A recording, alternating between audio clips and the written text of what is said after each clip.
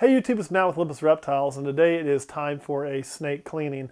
So my girl here, my big albino western, decided that, and I just redid her water dish the other day. She decided that today would be a good day to take a crap in her water dish. So we have to clean that. And so what I'm also going to do is we're just going to go ahead and pull her out for a few minutes, try to clean up some of the inside of here. It's really hard to take this panel all the way off because to remove it I have to take this one off, and that's 2 rattlesnakes, and that's just too much pain in the butt. So we'll do our best and try to wipe that down, clean that out. We're going to take the snake out today and do the whole 9 yards. Now before we do that, because safety first, we do got to unlock the thing. Remember too, please Jeep, sponsor me. Pay for my Jeep, I'd love that. Let's unlock the cage and get the rattlesnake out. Jeep's not going to sponsor me, so I should give up on that dream. Now a couple ways you can do this. One is you can use a hook. This is why I like having always a catch on there, so you can grab it with a hook and you can open the cage. In this case, we have to open it pretty full because where she's at. What you don't see too, I should mention for safety, is I do have a backup here. Caleb's here to help me out if something should go completely horribly south.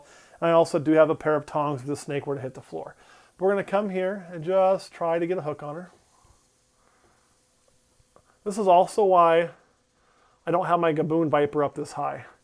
Because of the strength of the animal, the weight of the animal, it would be very, very hard. Are you just going to ride the hook? You might. Okay, if you're just going to fully hook, and if they'll just come straight up on a hook, you don't even need to tail them. Sometimes we'll get lucky, they'll do that. We'll put her in the bucket. Holy crap, that was as smooth as butter. Close the lid. Little press. Hear it click. Put something on top of it just so I can hear any movement, and we're going to push this out the way. All right, we're going to shut this camera off right now, and I'm going to clean some shit, and we'll be right back. Hey YouTube, I'm back. You never realized I left, but I did for like 10 minutes, and I had to sound like an idiot when I came back. So what we've done is kind of went in here and cleaned up, re-moistened everything, got any chunks of poop out, did a pretty good spot cleaning, cleaned the water dish, disinfected it, and then refilled it. So now we're time to put the snake back in. Fix that. Fix that what? Cord in the back. What cord in the back? That one that's hanging low? Well, I usually fix it from outside, so you can just pull it through the hole. Fine, whatever. But yeah, my arms aren't quite that long. It is plugged in though, because I can get a good amount of heat coming through there. So it is time to put her snake back in to her enclosure. One little thing here is typically I don't need the whole thing open to do this. Something about like that is good. And once they're started there, it gives me a little more clearance. We went ahead and did take this off and try to clean up everything. We probably should have filmed that because that was kind of a poop show, as they say. So the trick to this is with the locking trash cans, you got to pop that latch up, but you don't want to just force it up because you don't want it to fly up on you. Then you're going to get it by the sides so your fingers aren't hanging over the edge. Open, keeping your hands protected because you never know where she's going to be at. Or I say she, but it's actually he. And there he is. Look how thick he is. Rattlesnakes are kind of funny because your males actually get bigger than your females on average. We'll see if we can't get a tail on him, if he's going to cooperate. He's usually a fairly well-behaved rattlesnake. Helps if I don't screw up my job. Come on, buddy. First one was my fault, I know. There we go.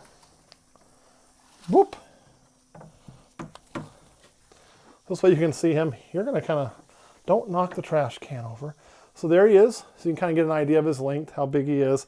And you can see I'm right about the vents where I'm holding. You don't want to hold him by the rattle, it will break. You want this about a little front of mid-body so they can't come back on you. Now they are a strong, heavy-bodied snake, but they typically cannot strike straight up. So it's easy to keep them in the hook. I can also put pressure there and keep him from climbing up the hook for the most part, kind of reposition it. We'll let him go back in his home though. Come on, bud. I'll just set him there. You can see I keep my hand completely out of the way or it can't get struck at him if he wants to. And there he goes. Get in there. So he's back in. We're all good and safe. We can use a tool, close a nice clean cage. And it's going to stay clean until he poops next time because he does tend to be a water dish pooper. It's just kind of who you are, isn't it?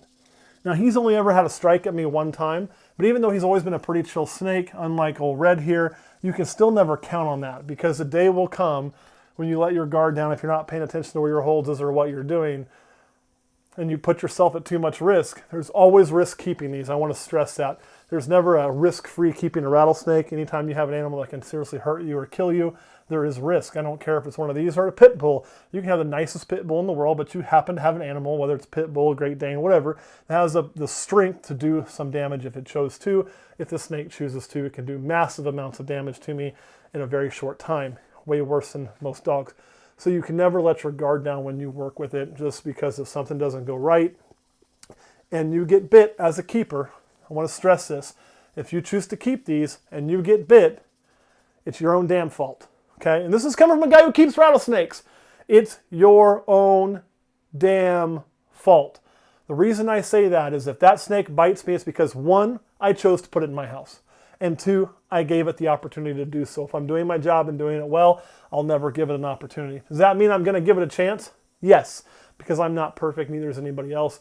But you should try to be as cautious as you possibly can and work as safely as possible. Did I put the lock on that in my pocket? No. Then you should not lose the damn lock either, but I'll find that here in a minute. There it is. So you can lock it back up when you're done. Kurt, any questions about albino western diamondbacks or doing all this fun stuff? No. Do you like to do this kind of stuff? I like to film it. Would you want to handle these on a daily basis? No. Would you prefer, if I wasn't part of this business, this is an honest question, would you want to keep these venomous species? No. No. It's not for everybody. And Kurt's a reptile guy. You know, he'd love to keep a lot of things. And you're kind of like looking at me right now. Don't do it. It's right. You go over there. It is certainly not for everybody, and if you don't want to keep them, you shouldn't. And I don't ask Kurt to do much with it unless I'm gone.